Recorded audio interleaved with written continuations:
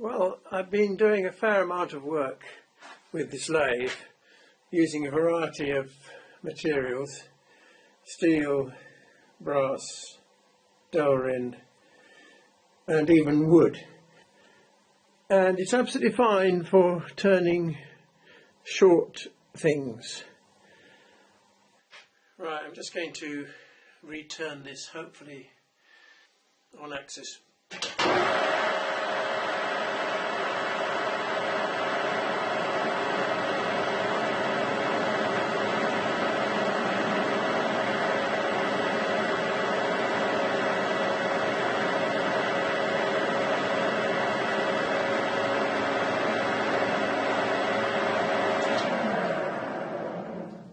Right, so that's by definition on axis. Right, so if I can put this test piece in here.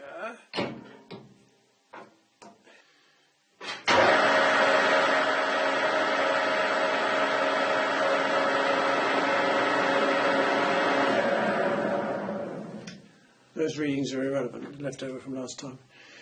So what we'll see is how it turns under these circumstances. Of course, the whole workpiece is shifted out by this amount.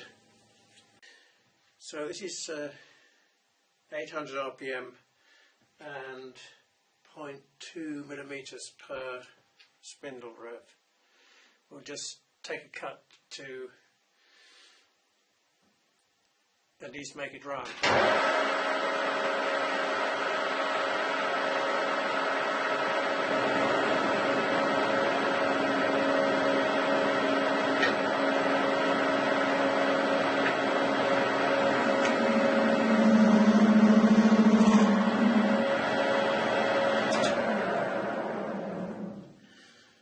That was only a small cut.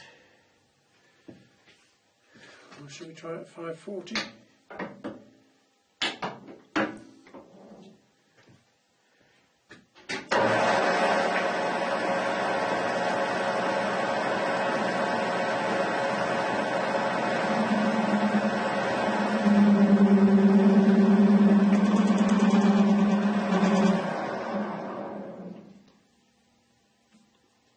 Well,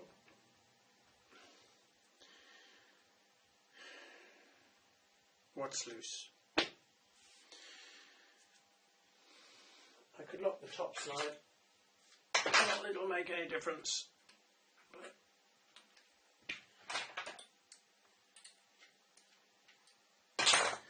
can't lock anything else.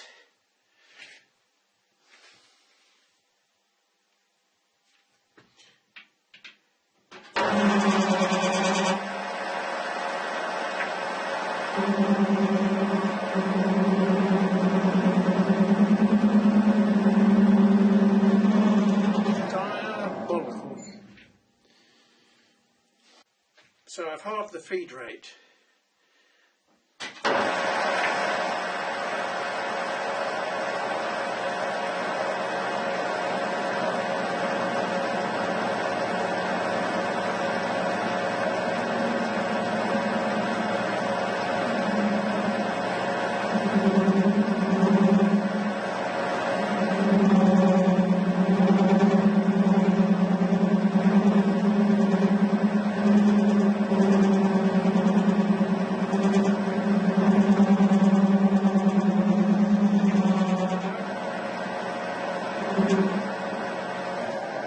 It's not going to work either.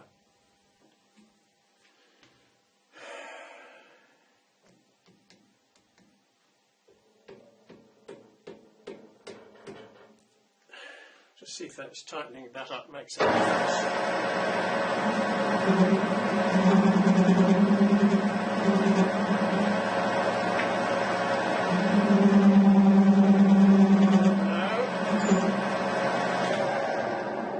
Tried it at 540 and 800.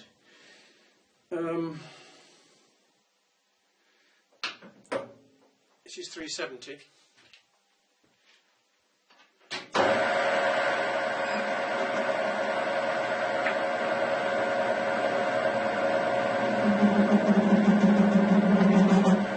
Just as bad. try it at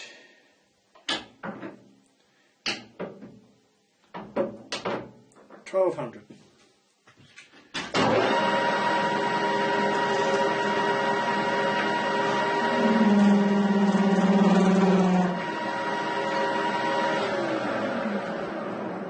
Well, there you go. Complete and utter cobblers. Let's try a different tool.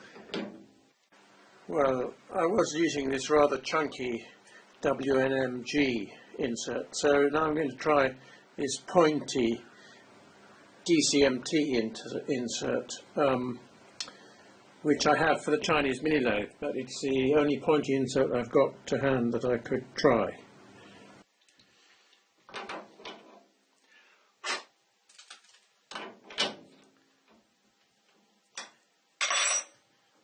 Let's put it back to 800.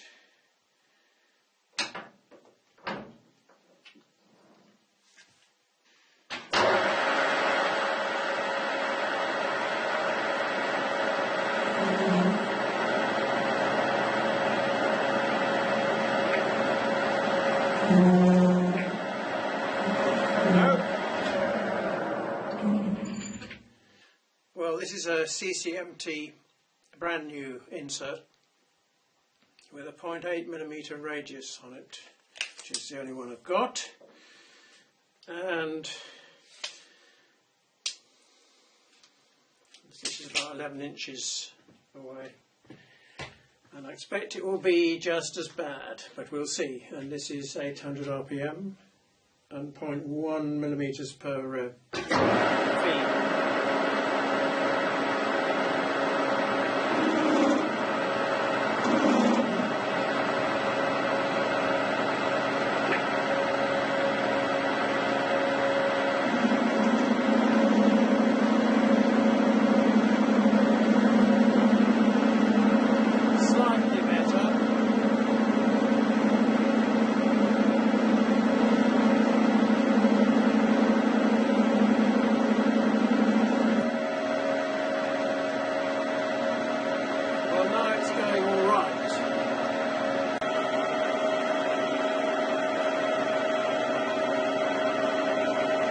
All right up this end.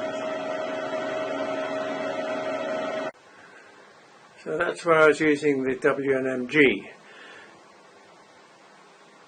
up to here, and then we're using the CCMT, and that's still bad, but slightly better. Let's see if I can get this focused properly. So that's that.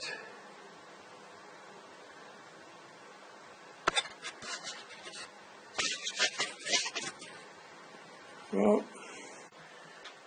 right, well, the interesting thing is that it's okay here, and it gets ridges on it as it's going along here, and possibly this corresponds to maximum wear on the ways. I don't know. That's not nice. That's much better there. Well, let's try another cut. Take it from here.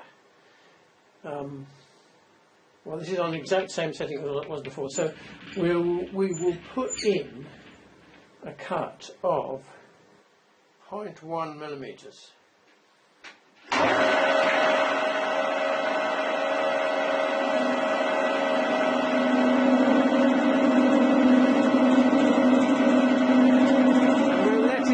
Despite the hideous noise. See what happens as it gets towards the end.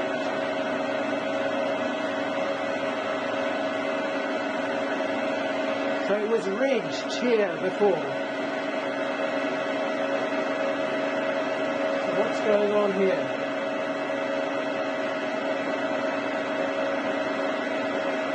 Up to the ridges now.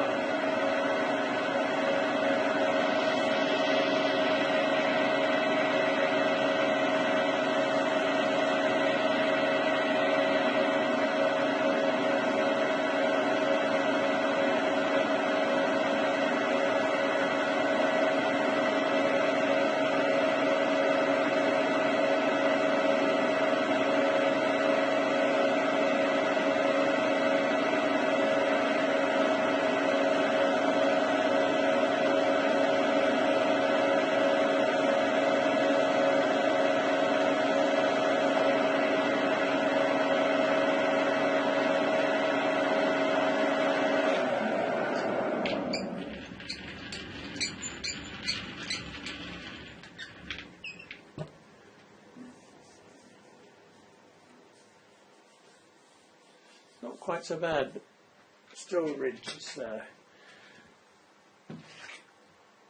Don't see how that happens.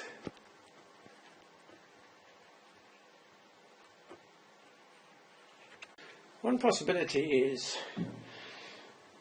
that the tailstock is not holding this thing as rigidly as it should do, for various reasons.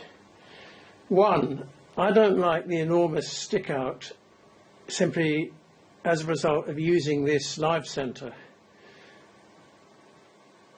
and this MT2 to MT3 taper converter. I'd rather have this bit of it right up here. So that gives maximum scope for it waggling around, doesn't it? Plus, this quill is loose in the cylinder. Or rather, I think, you know, the quill is okay, but the cylinder is slightly worn. Something that I should have checked before I bought this thing.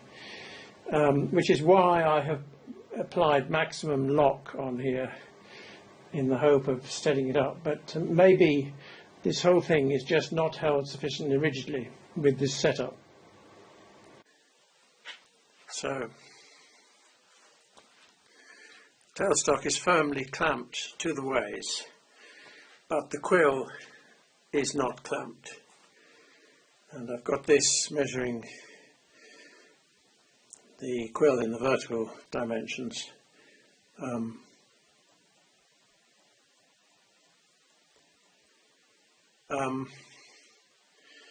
So if I just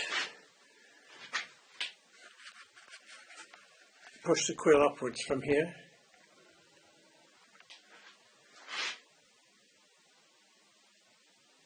it goes up to 24.24 millimeters, and then it comes up against a clear stop. If I release it, it gradually goes back under its own weight to there. So if I do this more slowly,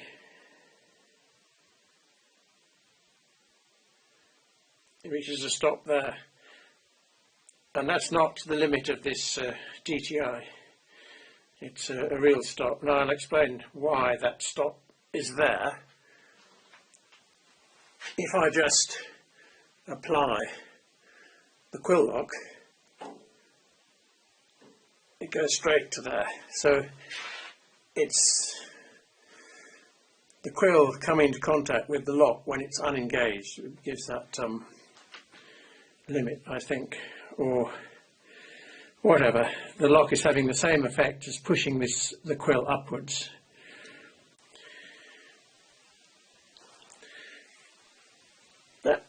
That feels pretty rigid to me, but of course I can't apply a great deal of force to it. I wonder what happens if I put something in and get a bit more leverage on this.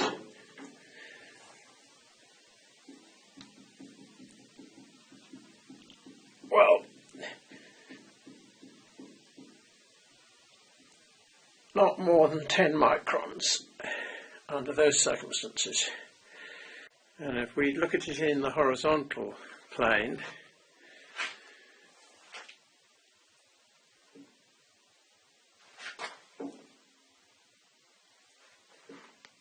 about 150 microns, 0.15 millimeters. It will also rotate a little bit, but that fortunately doesn't make any difference. And then if I lock the quill on that,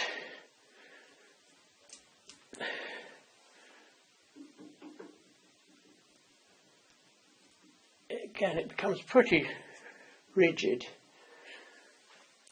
for the kind of force that I can apply.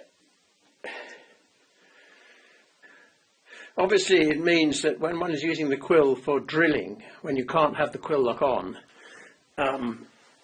it's not going to be good. But you'd have thought if you used it with a live centre with the quill lock firmly applied, it would still be pretty rigid. But that doesn't seem to be the case. Well, looking at this live centre,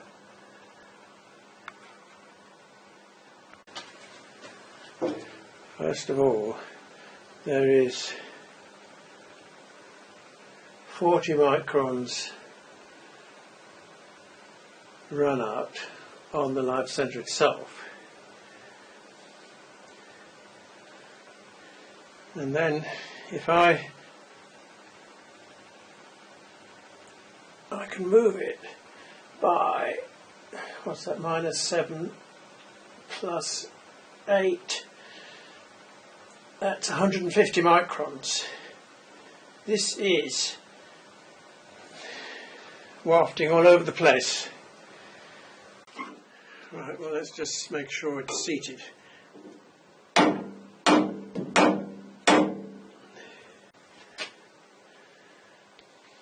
Still the same run out, and we still got the same wafting about in the breeze. I'll hit the quill lock harder, still the same.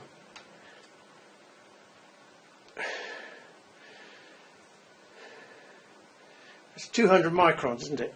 That is the problem, or a problem, one of the problems.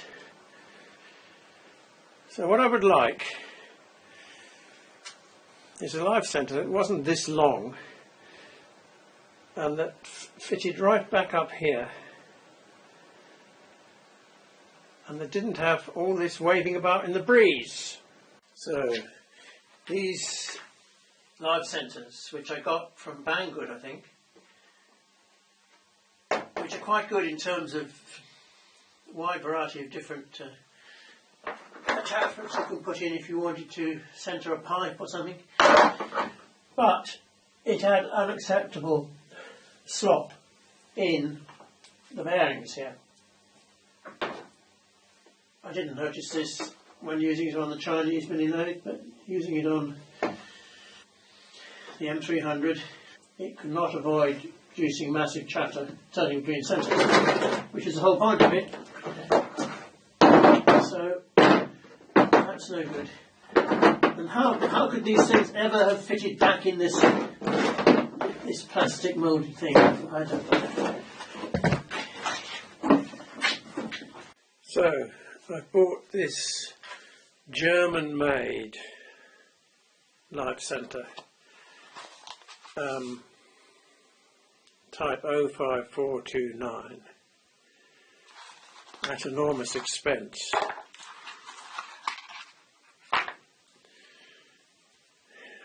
And it has an MT3 taper, so it goes directly in the tailstock without an adapter, and it has a fixed point rather than an exchangeable one, so less,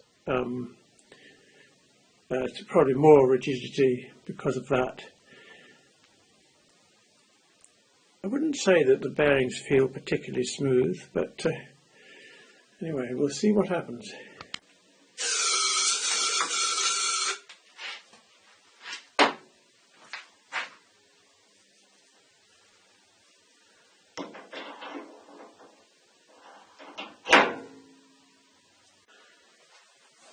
The spec of this says less than 5 microns concentricity error.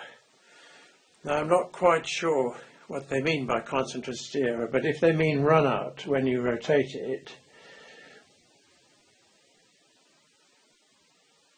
that is indeed, it's actually quite very hard to rotate this thing, but it's not moving at all. This is 10 microns per division here. But before I've got the quill locked, we were getting 200 microns up and down movement, and now we're getting, I should say, about 4 microns there. So that's enormously much better.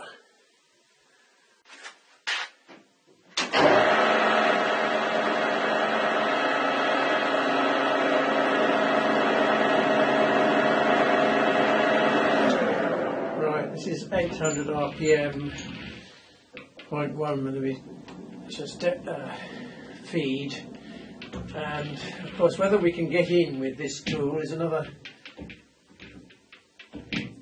That's the prize problem, isn't that brilliant?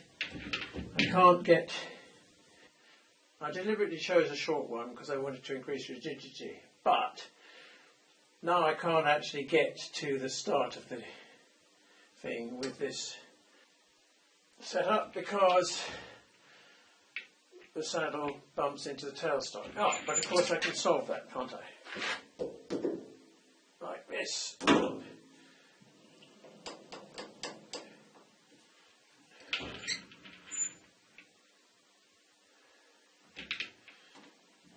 May still not be able to actually do it. I might just manage to do it. Right, so let's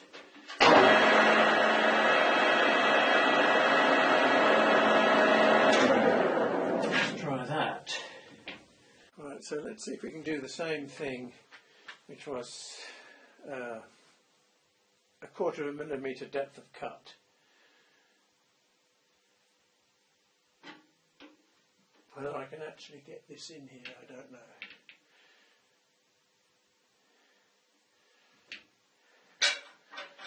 Not really, but let's see.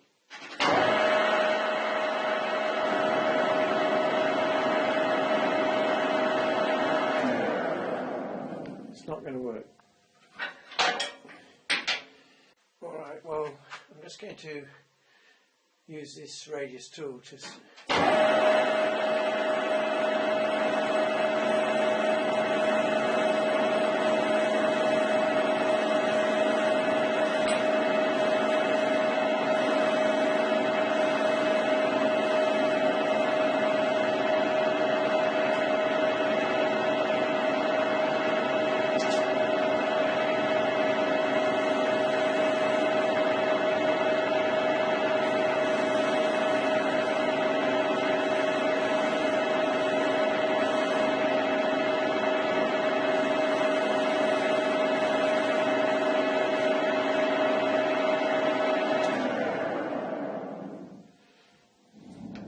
Well, that worked without any horrid chatter, didn't it?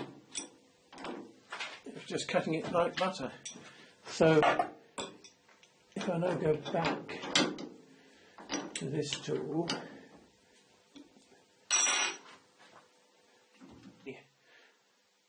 half millimetre depth of cut.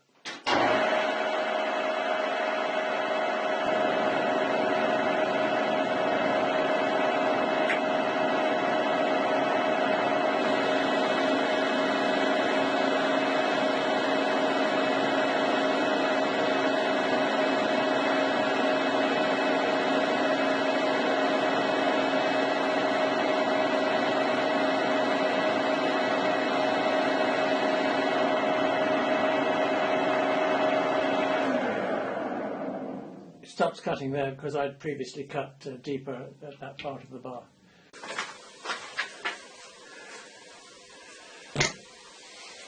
Well, that's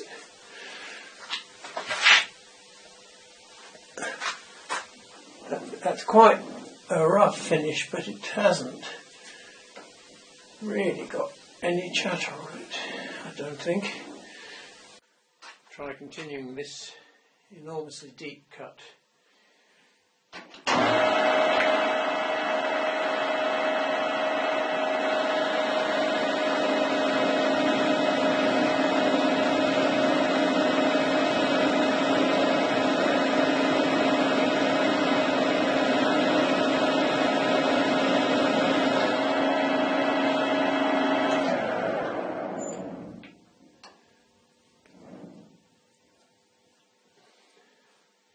Anyway, it's doing it without chatter now. So we've more or less proved that the problem was in the live centre. But now I'm regretting that I bought this particular model, which is particularly short in the point, because I could have got one which stuck out a bit more. I deliberately chose the shortest one because we were having this problem with rigidity. I think I got this one, and I should have got either this one or this one, both of which have a longer point.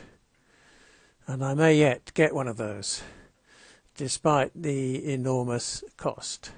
Of course, the one I've got will be perfectly okay for larger diameter workpieces. Right, so I'm going to run at 800 RPM, 0.1 millimeters per rev feed, and I'm going to do a 20 thou cut, which is half a millimeter, which means I need to move the cross side in by a whole millimeter. Right.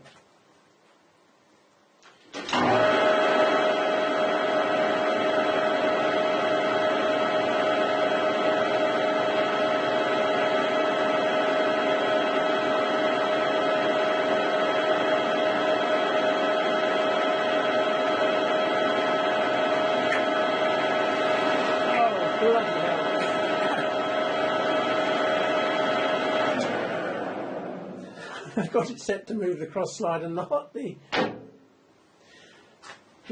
saddle. Try that again.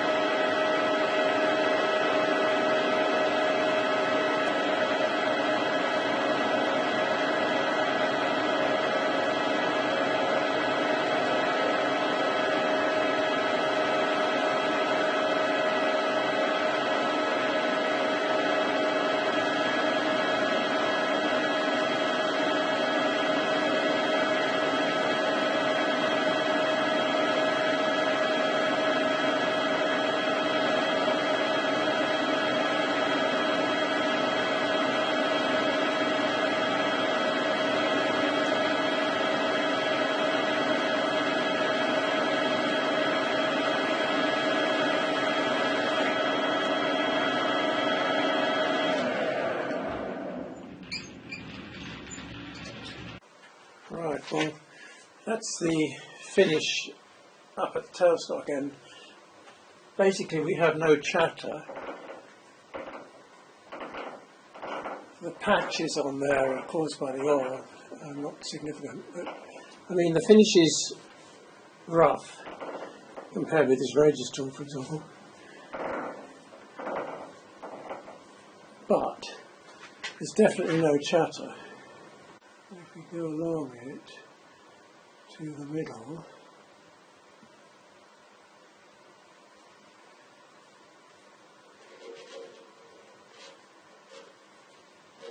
can't feel any ridges, but it doesn't look totally smooth, does it? Well, it's enormously improved anyway, and that's 20 thou on a fairly thin thing. Perhaps I could have gone to 1200 rather than 800 RPM.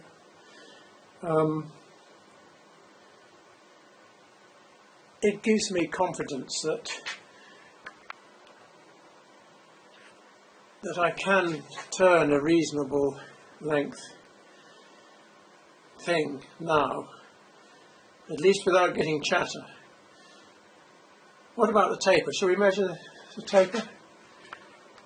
Well, those are the measurements, which looks like a smooth taper.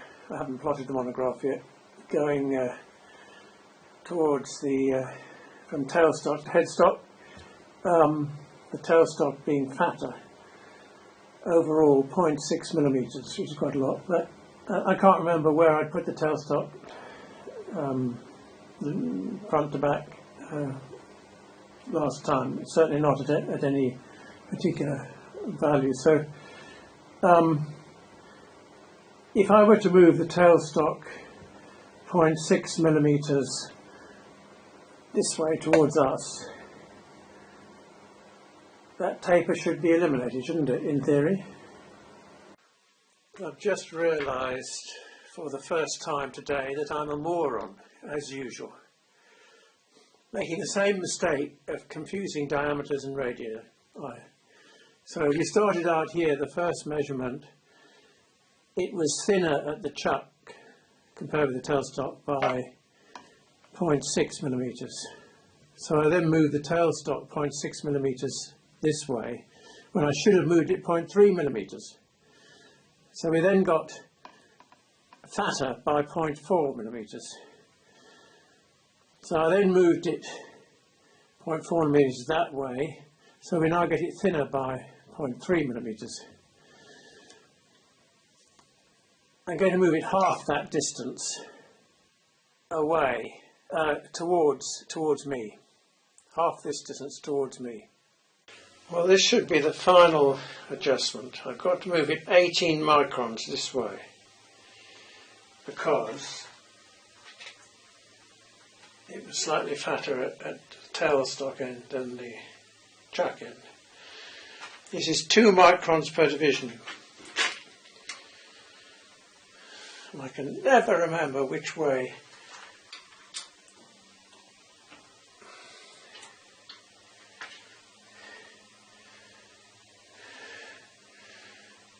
I want this to go up, don't I? I think it's,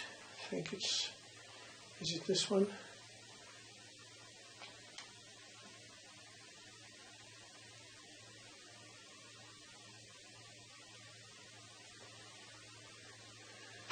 $15, $16, $17, that's 19. How about that?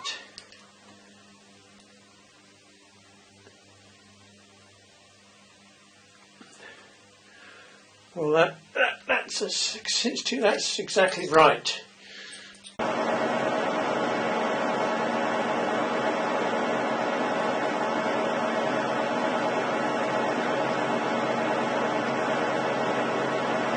Just approaching the middle of the bar at the moment.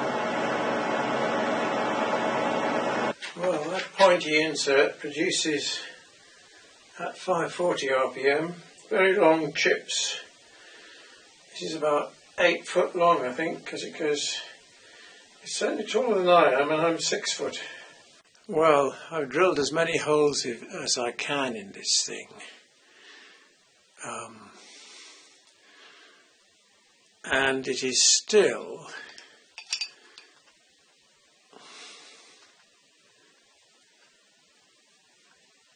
substantially heavy at this side. I just wondered if the off-balance nature of this dog might have been contributing to some of the ridges that we saw near the chuck end. That's why I did that. Right, final measurements.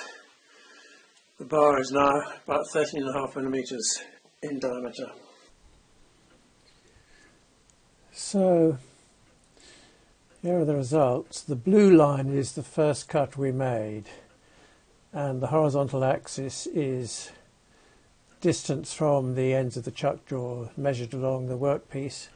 I've zeroed the reading here at the tailstock end, and what it shows is that we have a more or less smooth taper, which is good in a sense, but the actual size of the taper by the time we get to the chuck end is 23 thou, or 600 microns, which is enormous. And then after much fiddling with the tailstock, moving it front to back, I got it so that by the time we got to the chuck, we were only 3 microns thinner than we were at the tailstock end, and that is about 1/10 of a thou. So that's really good, but now we have a bulge in the middle, and that bulge is 112 microns or 4.4 thou, which is not good. But on the other hand, this workpiece now is only 13.5 millimeters in diameter, and the tool is pushing against it in the middle, so it may move under that force thus making the cut fatter in the middle.